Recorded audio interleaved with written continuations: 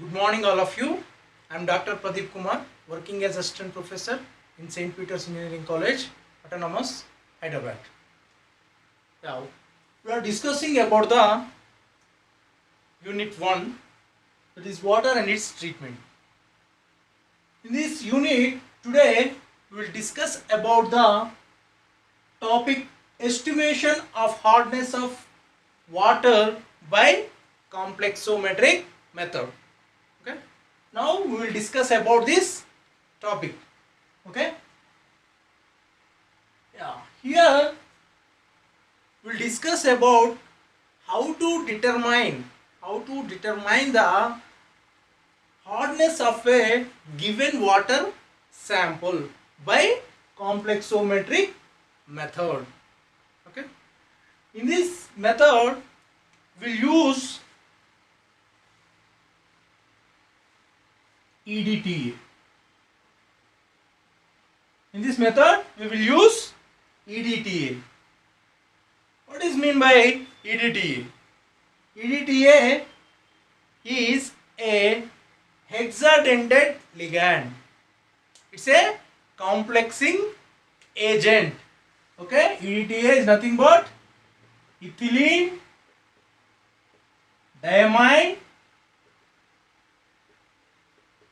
diamine tetraacetic acid.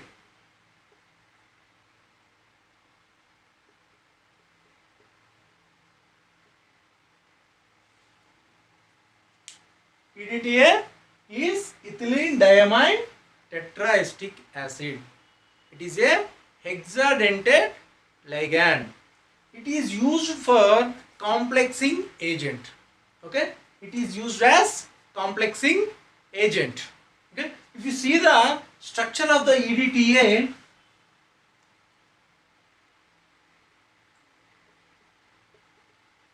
note down the structure. Ethylene diamine tetraacetate.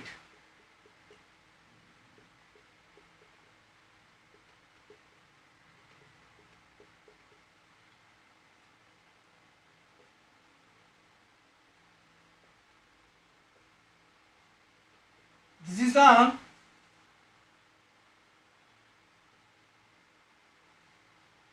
structure of the EDTA.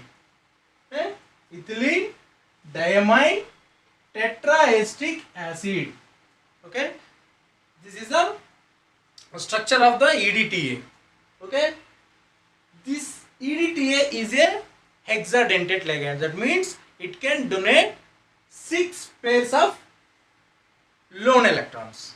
Okay, how it can give 6 lone pair of electrons? If you observe here, nitrogen having, here we have one lone pair of electron, and here we have one lone pair of electron. 2 from the nitrogen and 4 from the oxygen here. Okay. From this, one oxygen will donate one lone pair of electron. So 1, 2, 3, 4. 4 lone pair of electrons plus 2 from the nitrogen.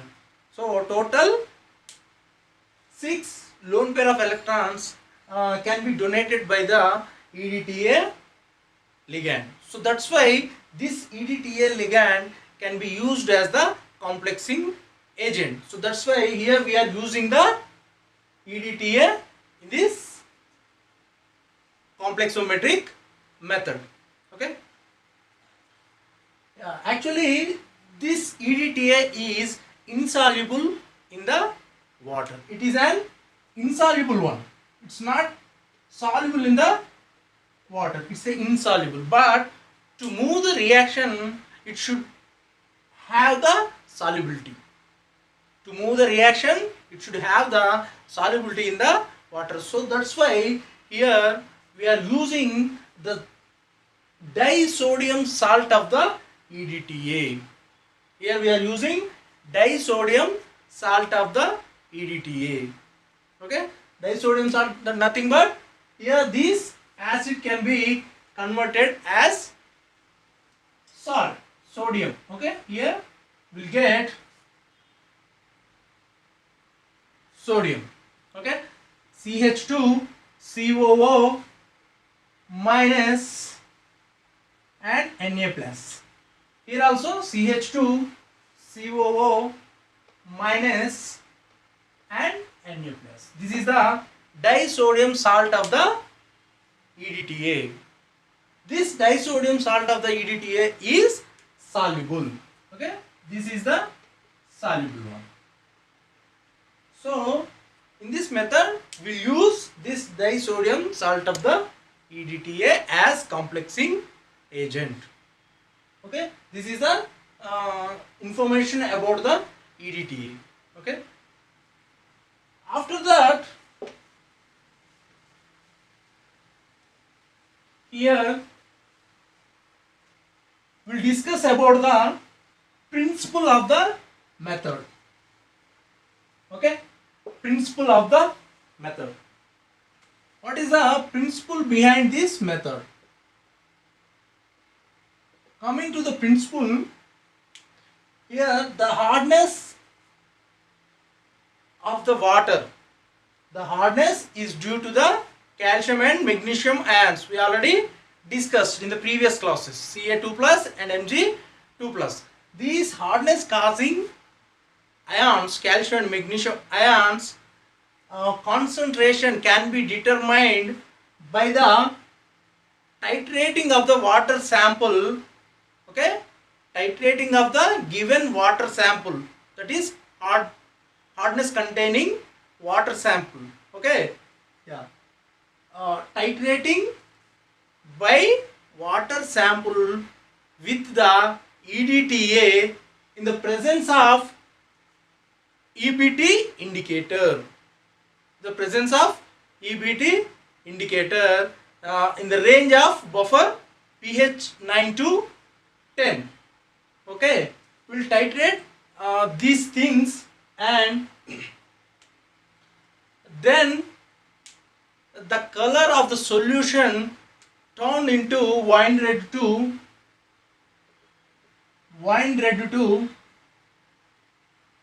steel blue. Okay, wine red to steel blue. This is the end point. In this method, the end point is wine red to steel blue. Hardness containing water sample is titrating with the EDTA in the presence of the EBT indicator and ammonia buffer. Okay, what happens in the titrations? We'll discuss these things. Okay, initially this hardness containing ions, that is Ca2 plus and Mg2 plus, these are the hardness containing ions, isn't it? Initially these Ca2 plus and Mg2 plus ions can react with the EBT indicator. It can react with the EBT indicator with the buffer range pH 9 to 10. Okay, so it can react, this EBT iriochrome black tea indicator reacts with the hardness causing ions and forms a weak complex which is containing wine red color. Okay, this EBT can react with the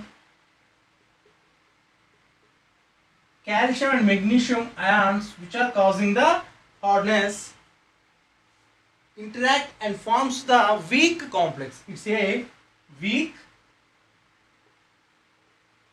complex. It's a weak complex having the wine red color. Okay, wine red color. Okay.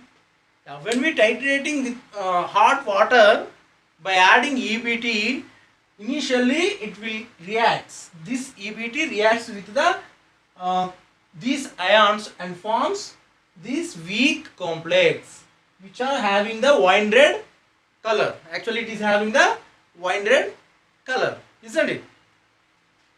So while we are titrating with the EDTA from the burette, isn't it? EDTA from the burette.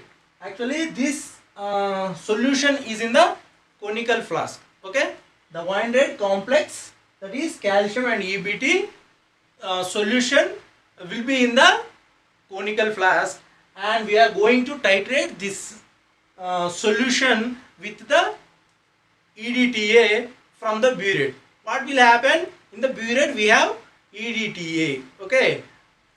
Yeah. While titrating, what will happen? This calcium, magnesium, EBT complex can react with the EDTA, which are coming from the burette. Slowly this EDTA can replace the position of the EBT from this complex. Okay, slowly it can replaces the position of the EBT. What we will get here,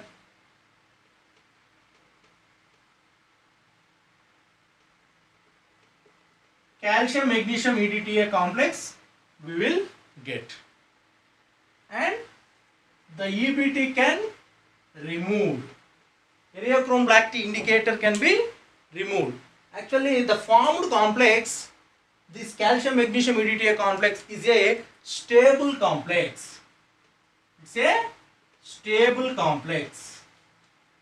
Okay, and this EBT actually is having the steel blue color. EBT itself having the steel blue color. So that's why what happens here, initially we have the wine red color solution in the conical flask. While titrating with the EDTA, slowly it converted into steel blue colored solution. That's indicate the formation of the calcium magnesium EDTA. Okay, why steel blue? The color is coming from the EBT indicator, because the total EBT indicator can remove from this complex. So that's why it will retain its color. So that's why the total solution color will be steel blue. So wine red to steel blue is the end point here. Okay, this is the principle behind the method. Okay, here the complexation, how the complexation can takes place, we can see. We can check here how the complexation can takes place here. If you see, this is the center metal atom is there. Okay, center metal atom means it's a calcium and magnesium ion, isn't it? Then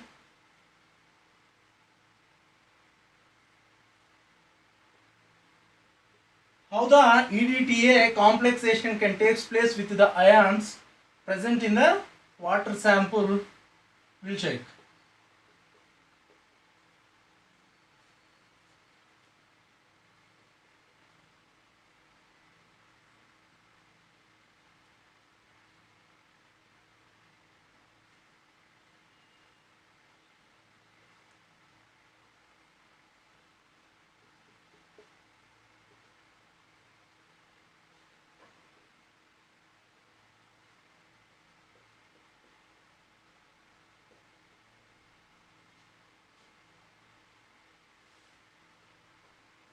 Sorry,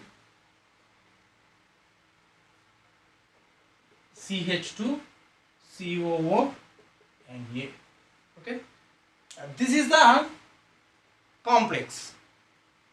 This is the complex formed with the metal ions. What are the here? The central metal ions are the calcium. It may M is equals to calcium 2 plus and Mg 2 plus. Okay, this is the complex formation takes place while we are titrating with the EDTA, isn't it? While we are titrating with the EDTA, this is the complexation can takes place. Okay? This is about the principle of the hardness of the complexometric method. Okay, and the next one, that is experimental section. Next we have experimental section. In the experimental section we have total 4 steps. In the first step is standardization of EDTA solution. Okay, the first step is standardization of EDTA solution. The second step is the determination or estimation of hardness, total hardness, estimation of total hardness of given water sample. Okay, second step is estimation of given total hardness of given water sample, and third step is estimation of given water sample permanent hardness. The third step is estimation of permanent hardness of given water sample, and finally fourth step is that is estimation of temporary hardness of given water sample. Okay, these are the steps we have in this method. In the first step, what is that? Standardization of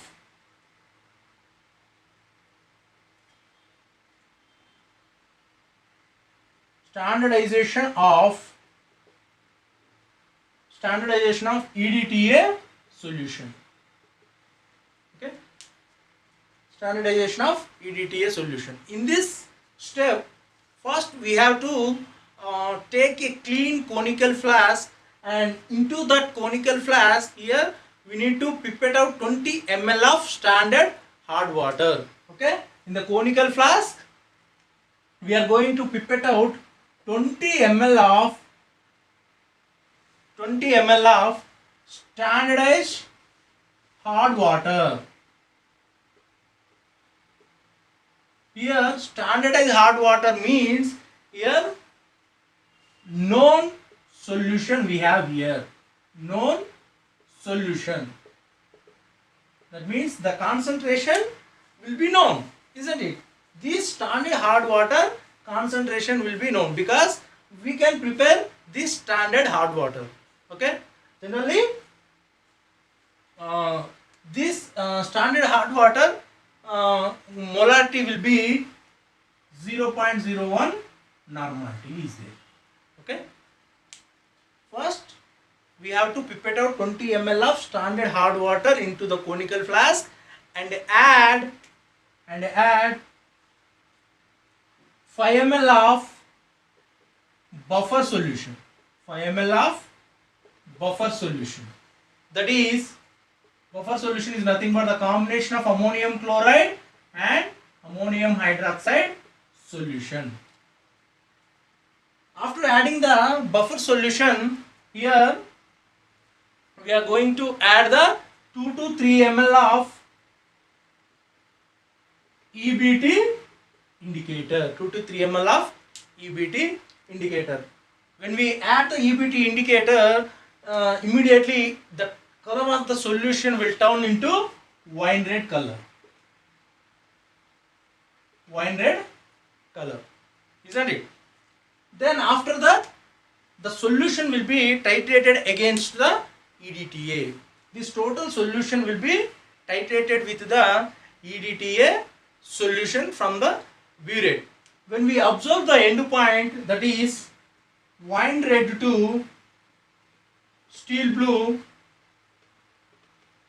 we need to stop the reaction, titrating. Okay, when we observe the color changes from wine red to steel blue, then we need to stop the titration and note down the burette reading. Okay, note down the burette reading. Yeah, here the burette reading will be, let us assume that is a burette reading let us assume will be x ml. Okay, let us assume the burette reading will be x ml. Okay, yeah, if you observe, if you understand this procedure, uh, coming steps almost total, the procedure will be same. So that's why you just observe carefully. In the procedure, first we are going to pipette out the 20 ml of standard hard water. Here we are using standard hard water, not the sample. The sample, not the sample of hard water.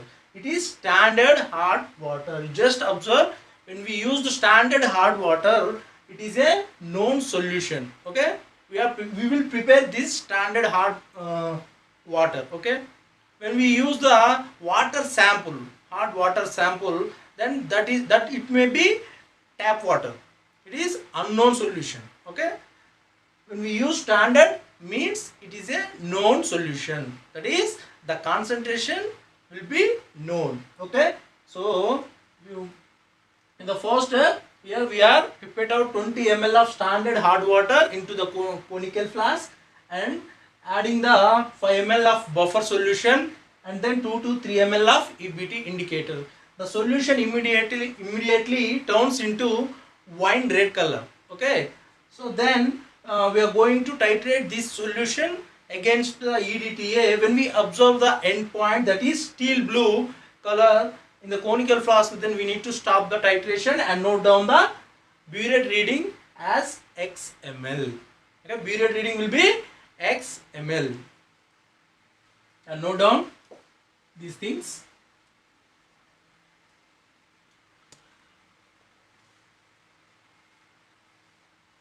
Then here,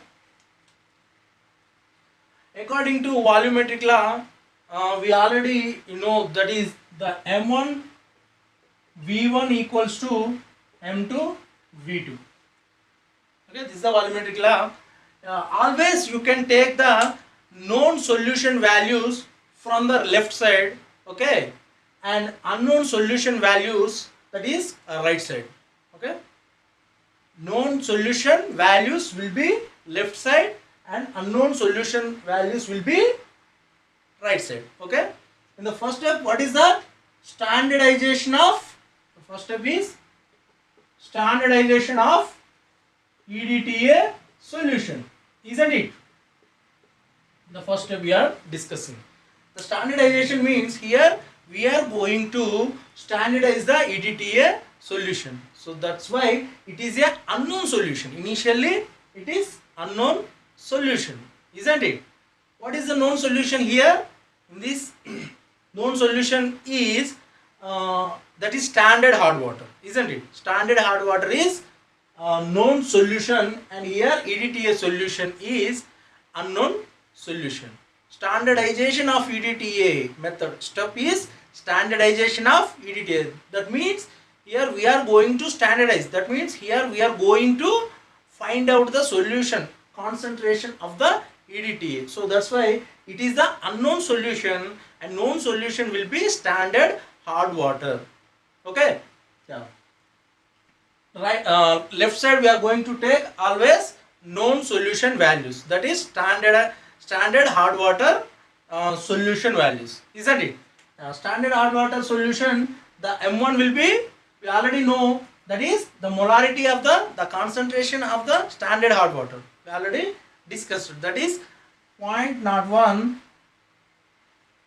molar, isn't it? 0.01. And V1, what is the standardized standard hard water value? How much we have pipette out? 20 ml, isn't it? So 20 ml is the V1. Okay, and M2 and right side values, that is M2 V2 is the related to the unknown solution, that is standardizing solution, that is EDTA solution. Yeah, we don't know the M2 here, isn't it? We don't know the M2 here, so we need to find out the M2, that is molarity of the EDTA, isn't it? So let it be M2, let it be M2. And what is V2? V2 is EDTA volume, isn't it? V2 is a EDTA value, that is From the burette. From the burette we can know the burette EDTA value V2. That is what we have find out. We have find out from the titration, that is XML. Burette reading is equals to XML. So V2 is XML, isn't it? From this we can easily find out the M2 value, isn't it? M2 is equals to 0.01 into 20 divided by X. This is the M2 value. M2 is nothing but the concentration of the EDTA solution. In the first step, standardization of EDTA solution. From this step we can know the molarity of the EDTA solution, isn't it? So this is the M2. And the next step, that is, what is the next step?